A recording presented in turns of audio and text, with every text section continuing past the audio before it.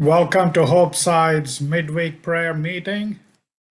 Today is December 22, 2021, and we are on the second last week of 2021. Actually, you could say this is the last week. So welcome again.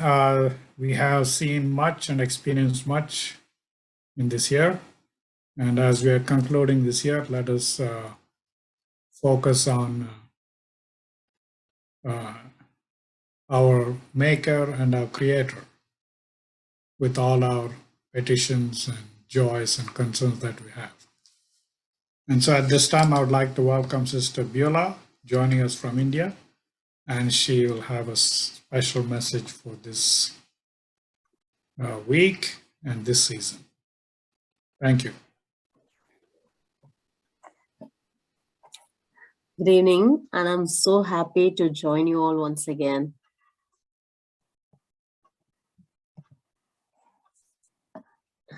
Really, it's a great blessing to study the Bible with you all every week. It's a great blessing for me too. And especially I know and I hope this festive season will be a joyful moment for every one of you. As we are continuing the studies with Matthew 24, we are doing that series. It's too much for us to talk the end time events, but then I wanted to really state the core issue today with a beautiful story. So let us start and let us have a word of prayer. Our most precious Heavenly Father, thank you so much for this good time, dear Father. It's a great blessing for us to join in your throne, to sit at your feet and study your word. Thank you so much for the Zoom meetings. Technologies are really a great blessing for us, dear Father. Now we humbly surrender each and every one of us and who are going to join us shortly. Please open our hearts, open our spiritual eyes, and help us to get a little closer to you today. In Jesus' precious name, I pray. Amen. Okay. So as we are continuing with Matthew 24, we saw how Jesus was giving more importance for the spiritual and the mental and psychological preparation for the end days, more than a physical preparation alone. So we were seeing that. And when we think about the end time events, the last day events, not only Christians, as Christians, we like a remnant people group, but other than Christians, many people talk about the end days. Many people, media, Mayan calendar, science, everywhere you see, everybody talks about the destruction which is about to come. The world is coming to a close. All these things. Everyone has this this general idea of getting closer to the end of the world. But then, when we think in Bible way, are we really considering the end day events in a biblical way, in a right way? If we ask this question, then it will be really a question mark. So today, it's not much about the hunger or the war or the pestilences and other things, but it is about the psychological and the mental preparation as we studied earlier. When we closely consider Matthew 24, here it says like many people are coming, many people, a large group of people are coming and they are deceiving people. And many people are getting deceived also. So many people are coming, many false Christ are coming, many false prophets are coming, and many people are getting deceived. Many people are getting offended, and all nations are getting together. When we have this this concept of many are in iniquity, and many people love or waxing cold, many hate, many betray. These things confirm us it's talking about a large group of people, a large group, a crowd. And a human psychologist whenever there is a large group, it's natural for us to follow the majority, the large group. Always, it's a human psychology. But then as a Christians, as Bible Christians, we have to go a complete opposite direction, where many will be going in some direction and God's people will be going completely opposite to that direction. And it is not going to be easy to pass that kind of current. Is not going to be easy. It's really going to be tough. When we say like we have to go in the opposite direction, what is the opposite direction? Here, many people are in iniquity and many people love or waxing cold. Just opposite to that is iniquity, lawlessness. So opposite to that is obedience, keeping the law. And love, waxing cold, just opposite to this, being loud and being loving. So to have a complete obedience and to be loving always, it needs a lots of patience. A lot of patience. When we see the character of the end day people, they will be having in Revelation 14 verse 12, it says the patience, it talks about the patience of the saints. And there we could see the quality of them is keeping the commandments of God, obedience, and then the faith of Jesus. In Galatians 5:6, we know faith of Jesus, faith which worketh by love. So here we see the three qualities of being patience, patience of the saints, that is endurance, and then keeping the law, obedience, and then faith of Jesus, love. All these things are related to our mind. All these things are related to our mind. So we are talking about the storm is going to come and everything is going to be a disaster, and how are we going to face all these things? When to understand these things, this course of action in a very better way, we will consider a small story. I don't want to dig more deep into Matthew 24 alone. So I just wanted to explain the scenario with a small story of storm in Bible today. So we have a good story of storm, which is in Mark 4th chapter. Mark 4th chapter. And let us consider this the story of storm from verses 35 through 40. I'll read it for you, verse 35 through 40. And the same day, when the even was come, he saith unto them, let us pass over the other side. And when they had sent away the multitude, they took him even as he was in the ship, and there were also with him other little ships. And there arose a great storm of wind, and waves beat into the ship, so that it was now full. And he was in the hinder part of the ship, asleep on a pillow. And they awake him, and say unto him, Master, carest thou not that we perish? And he arose and rebuked the wind, and said unto the sea, Peace, be still. And the wind ceased. There was a great calm. And he said unto them, Why are ye so fearful? How is it that ye have no faith? So this is a very beautiful and an interesting story.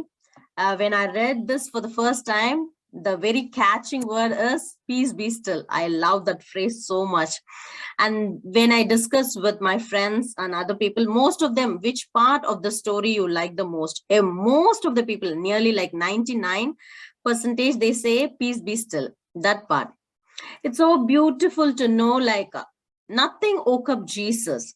The heavy storm or rain or wind, darkness, raging waves, life-threatening situation, nothing woke up Jesus. But the human cry for help, that woke up Jesus. How touching his love is. So this part is really catchy, and I really got mesmerized by this phrase. But then the problem in the story, the actual problem, the underlying problem is in verse 40, Jesus is rebuking. In 39, he is rebuking the waves, but in 40, he is just rebuking the disciples. Why he is rebuking the disciples? Whenever we get into a problem, whenever we have disaster, storms, any greater issue or smaller issue in our life, we are taught to cry to Jesus. We go to Jesus and we cry out for help. This is a natural course. And the disciples, from their angle, they cried out to Jesus for help in that life-threatening situation, but they got rebuked. So what went wrong? Why they got that rebuke? Here Jesus says, why are you so fearful? Why don't you have faith? What does it mean to be fearful? As per Bible, fear means no faith, and faith means no fear. From the disciples' angle, we may think like, okay, disciples are telling to Jesus, yes, dear Jesus, you are our master. We are asking help to you because we believe in you and we know only you can help us. And what do you mean by that? We don't have faith? Only because we believe in you, only because we have stronger faith in you, we are coming to you and we are seeking help. But when did they seek for the help? When the first question is, when did they seek for the help? Is it in the beginning? Let us consider Mark 4 verse 37. It says, the waves beat into the ship so that it was now full. So, of course, it's a great storm, we understand, but then immediately the ship will not be full. There will be a little time period. So for sure, we know from the verse, they didn't go to Jesus in the beginning for help. They did not go to Jesus in the beginning for help. Let's consider the disciples' mindset. Most of them are fishermen. And the beautiful character always is Peter. How the situation would have been? Like Peter, Andrew, James, John, everybody. Yeah, storms are there. Yeah, we know storms. Storms are our friends. We are great fishermen. We are strong people. We know how to handle the storm. We are living in the sea. We know about it. Let us give Jesus a safe travel, a peaceful ride. Let us handle this. Okay, Andrew, you please hold the rope. John, you hold it tight this side. Push.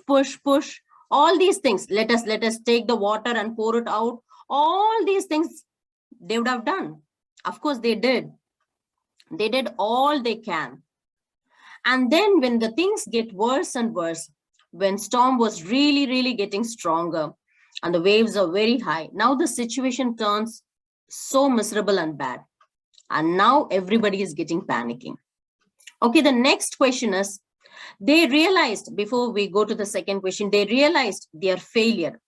They came to Jesus after they experienced the failure. What failure? That they cannot save themselves. After coming to this realization, they are going to Jesus for help.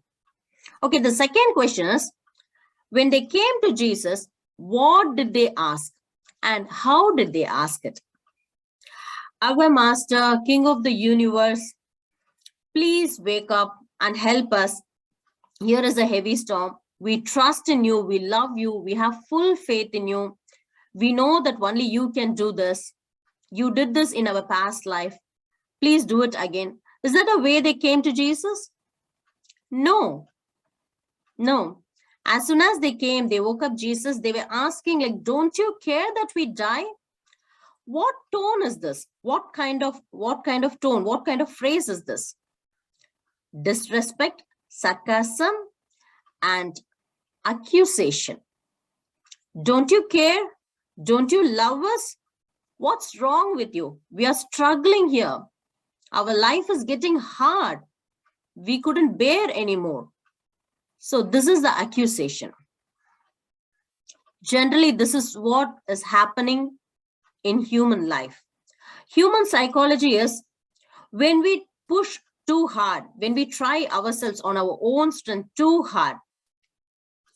It may be both in secular world or in spiritual things.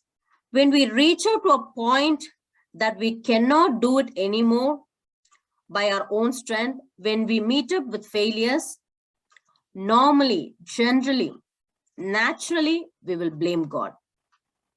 And we will blame other Christians in the church. When we keep on facing this failure, when we attempt again and again, and we do see failures, it's very natural for us to blame others, especially God. So this is what is happening there. And we all know, yes, the storm is coming and we have to endure till the end. We have to have patience. We should not get deceived. In what way we will be getting deceived? There is a counterfeit of endurance. What is the counterfeit of endurance? Righteousness by works. It's a mentality which says like, I am going to do this, I am going to do that, I am going to be faithful, I am going to be obedient, I am going to love others, I am going to be patient. So all these things, I'm going to do this. We are so determined, we are so honest, and we wanted to do this. We are putting our efforts, but this is not going to work out in this way. Naturally, when we face failure again and again, we will get fed up and we will blame God. This is short testimony, very short testimony of me. Like I had the very same experience in my Christian walk. In the beginning, when I came, I'm from Hindu background. So when I came to know that Jesus is a true God, he loves us, and the Bible, especially the SDA truth, I like so the intelligence part of it. So the doctrines, all these things, converting myself from Hinduism to Christianity was so simple. It just took a moment for me. But then walking with Christ was, I genuinely, I had so much of interest. Like, yeah, Father says that, Jesus says that we have to be perfect like Father. So we have to be perfect in everything.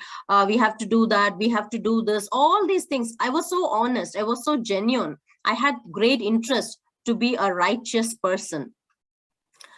But then it was, I tried everything. I put my effort. I was so determined.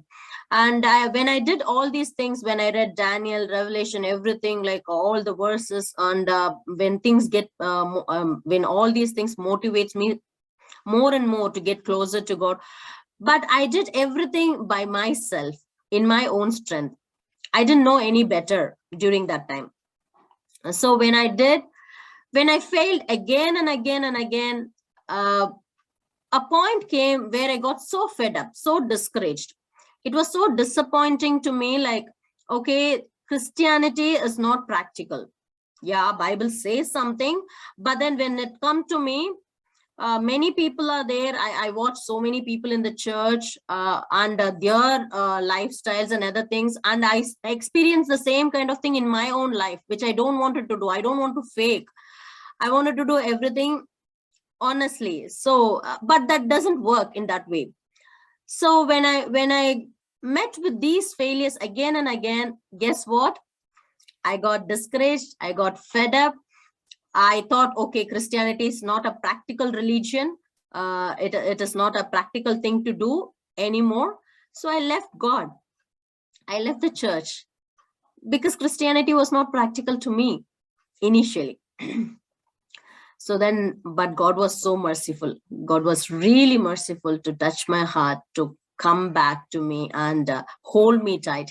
I wanted to leave him so hard, but then he didn't leave me. He taught me the lessons in a hard way, which I don't want. I want others. That's why I gave my life to ministry, because the lessons which I did not learn in the initial stage, I want other people to learn it from the initial stage. Whenever I came to the truth, the present truth, immediately before knowing the truth.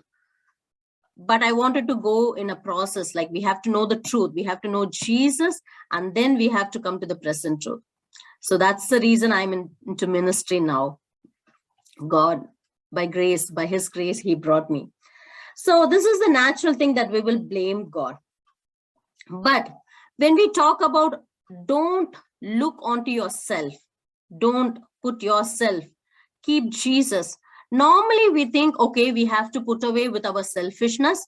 We have to put away with our pride, all our bad stuffs. We think in that way, naturally. But then it also includes, when we talk about keep aside yourself, it also includes the thoughts like, I am going to be spiritual. I am going to be obedient. For example, in the initial stages, in our prayer time, in our family prayer time, I want everything to be in order, so reverent. So all these things will be there. But then we will keep the receiver, switch off all the mobiles, all these things, and then we will sit for our family devotion. But then my father, he always interrupts. He always asks something which is not relevant to the devotion. He asks something, okay, where you kept that purse, where you kept this in the devotion time. Guess what will happen in my mind?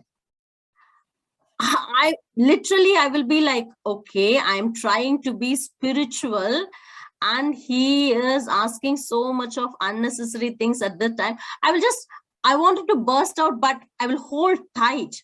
I'll hold tight. But in my heart, there is no peace. There is no love. There is no joy in the devotion time. Guess what? Who is having the Bible? I'm having the Bible in my hand, but I don't have peace in my heart. So it's all about me, myself, and I don't have Jesus there.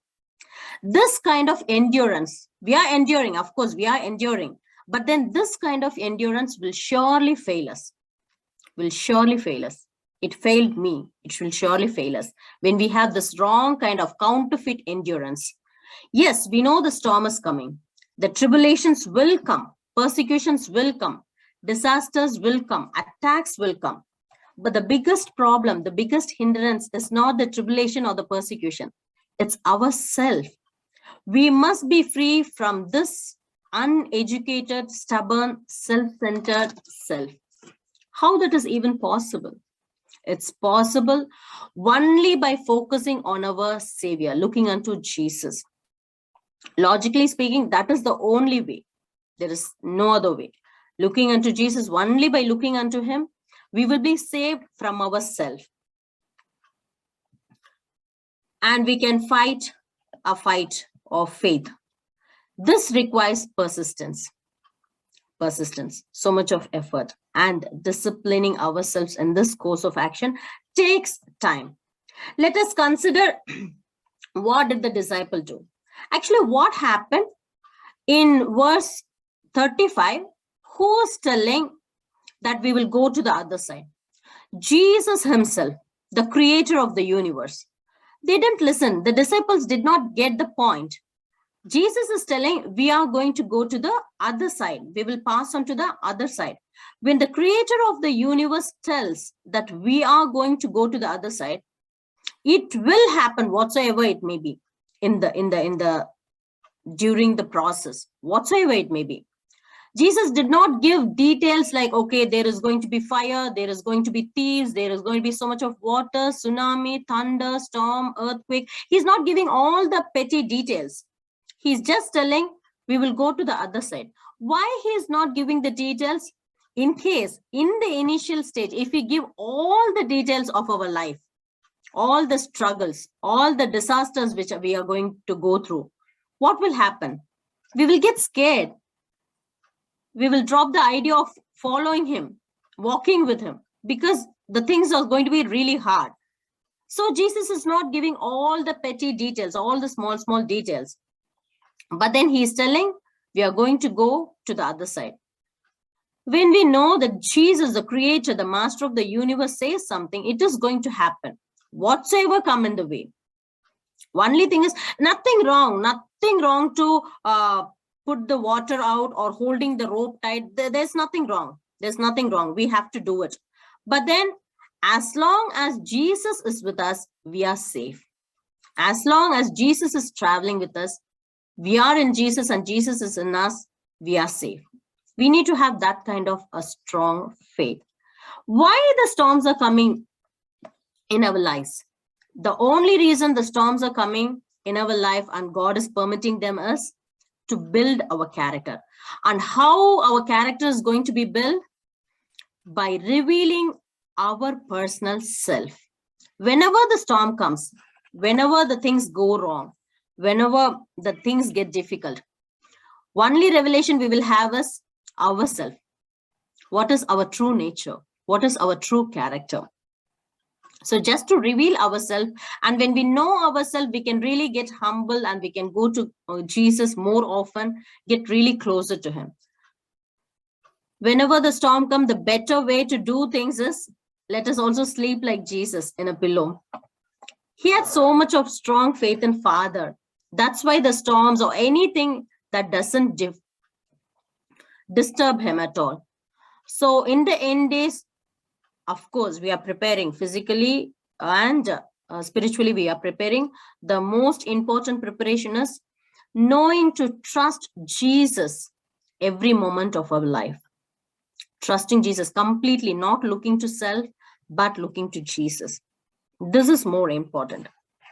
In this Christmas season, we have to know this practical lesson of letting Jesus come into our hearts and give birth and born there.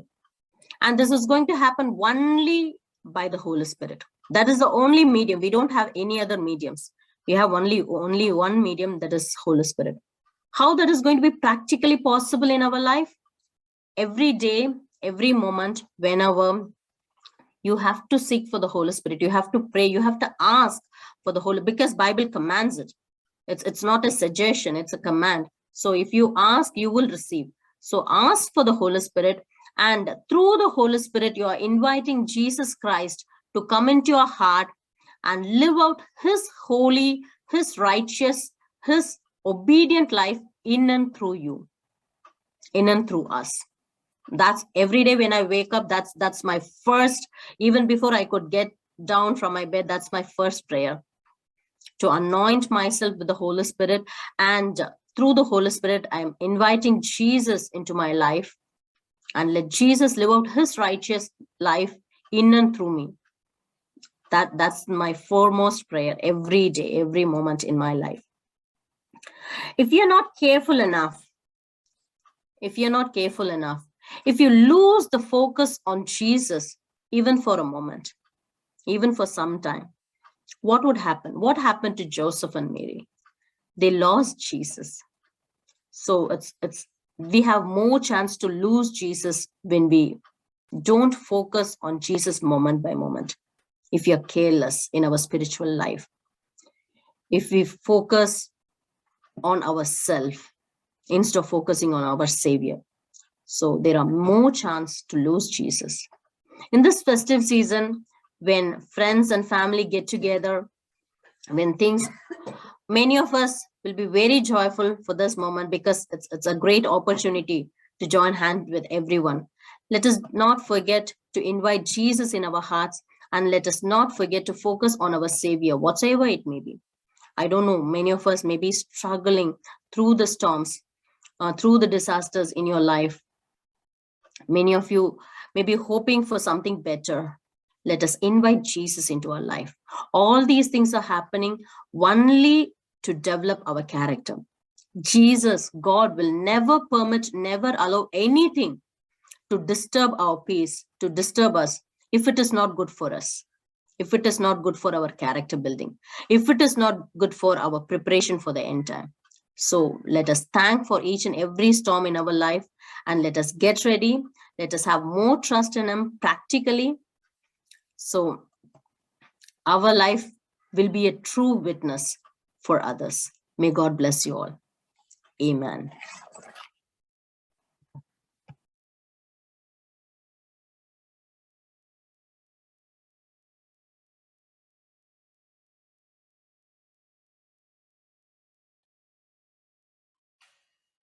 Thank you, Sister Beulah, for sharing this very encouraging message about how to make it through to the other side.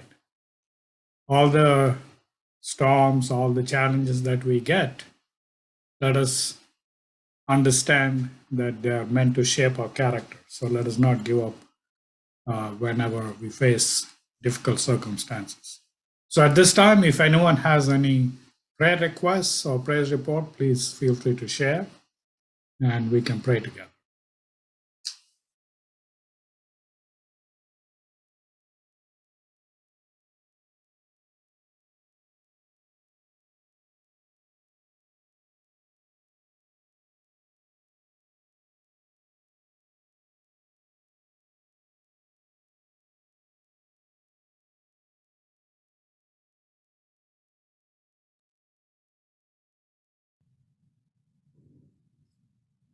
If there is no special prayer requests or praise report, we will conclude with a general prayer and let us keep one another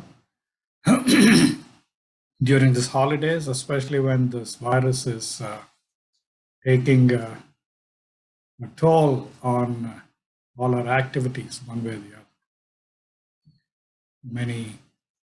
Many are going through very uncertain times. So let's pray for one another to withstand all that is happening.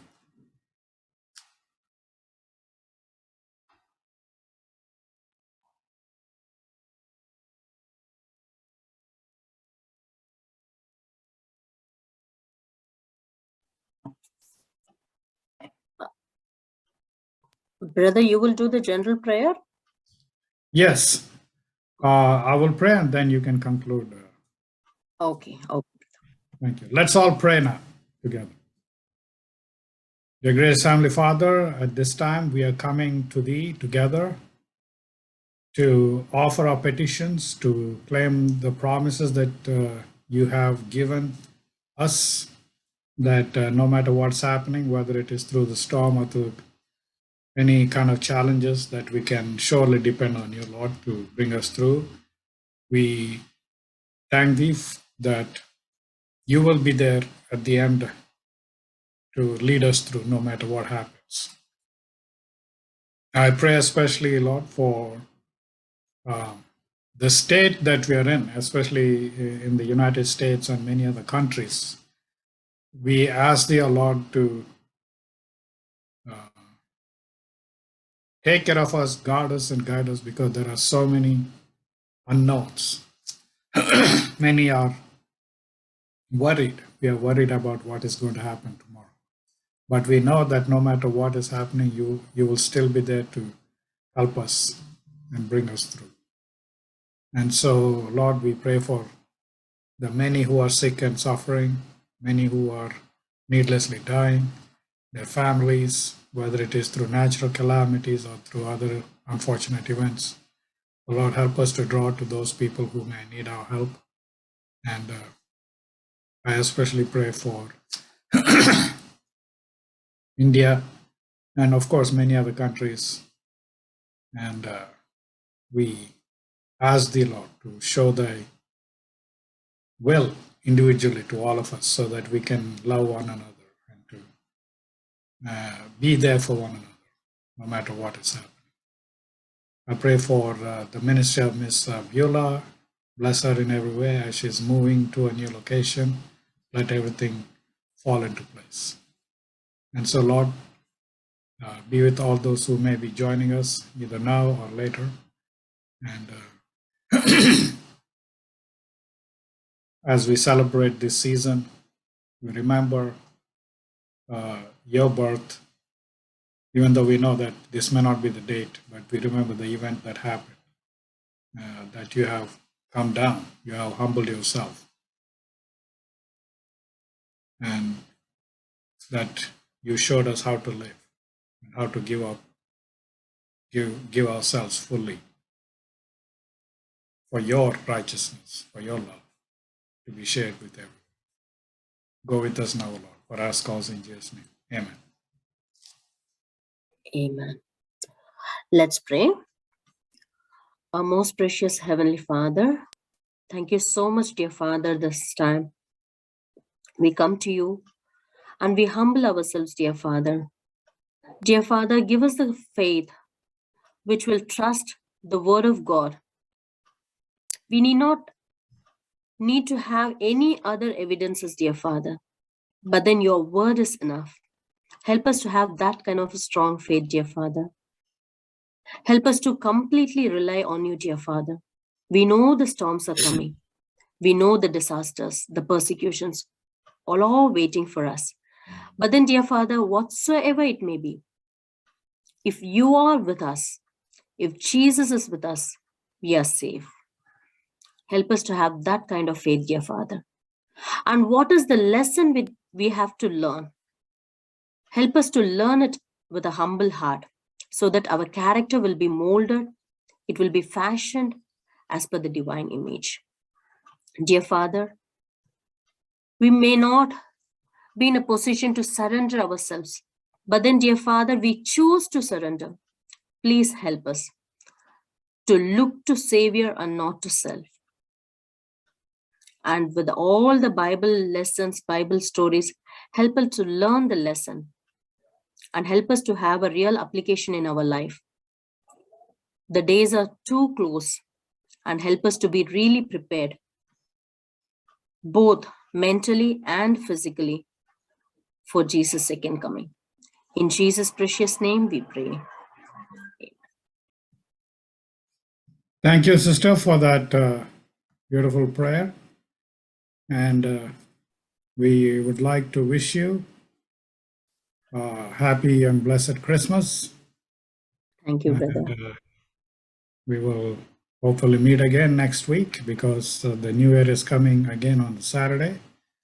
It is therefore quite unique that the 25th and the 1st are coming on Saturdays. Yes. So stay safe, and let us know if there's anything we can do to help you in any way, either through prayer or in any way. And so until we meet again, have a great weekend. Thank you, brother. Have a blessed day too. Thank you.